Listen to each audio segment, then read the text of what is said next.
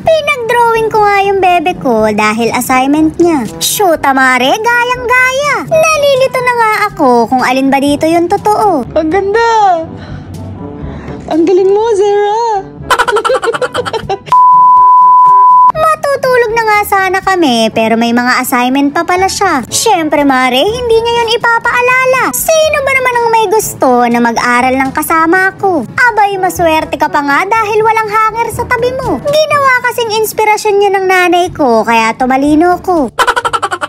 Nakapasalamin pa nga siya kaya akala mo napakatalino. Hubarin mo na yan anak at wala namang grado. Anti-radiation lang naman to kapag naglalaro ka ng Roblox. Kaya ayusin mo yung mga sagot mo, ipakita mong hindi ka Boplox.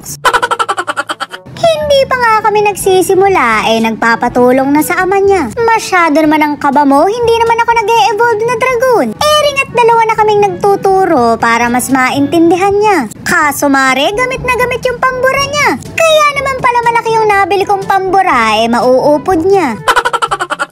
Mare, napakagaling mag-drawing ng anak ko. Kahit masyado pang maaga, alam ko na yung gusto niya paglaki. Pero bata ka pa naman anak, pwede pang magbago yung isip mo. Baka naman nabibigla ka lang na maging arkitekto. Pagka hindi pinalad, pwede namang magnegosyo.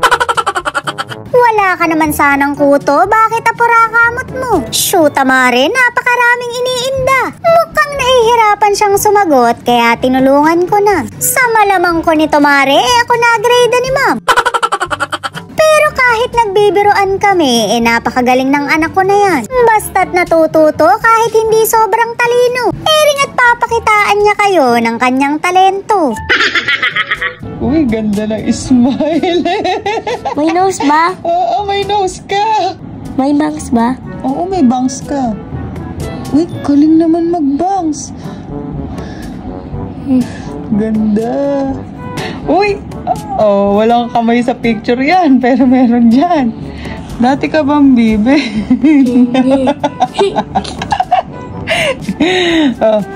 Okay na.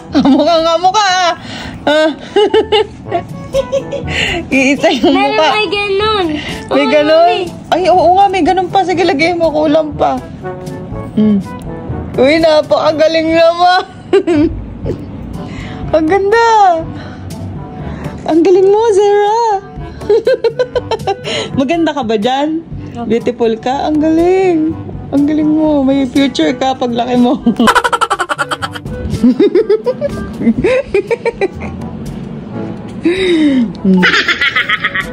Diba? Kamukha naman, oh. Ganda. Power! Sunod nga na gagawin niya yung pagkakabisado. Kayang-kaya niya yan, mare, dahil lagba na siya sa akin. Kabisado ko pa rin yung mga kasalanan ng sugar daddy ko. Maski petsa at oras, mare, memoryado ko. So God created humans to be like himself. Ay, napakagaling mo! Deserve mo ng ulam na itlog bukas. Ulam mo bukas, ano? Hipon. Ay, hipon? Bakit naluto mo si Mami?